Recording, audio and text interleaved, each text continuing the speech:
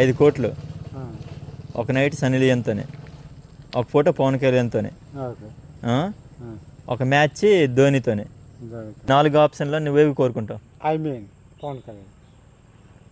పవన్ కళ్యాణా? పవన్ కళ్యాణ్తో ఫోటో కోరుకుంటావు? అది పవన్ కళ్యాణ్ అంతే. పవన్ కళ్యాణ్ ఫ్యాన్. అదే నిజం బాబు, ఆయన చెప్తే ఎన్ని ఆప్షన్స్ ఎంతమంది అని.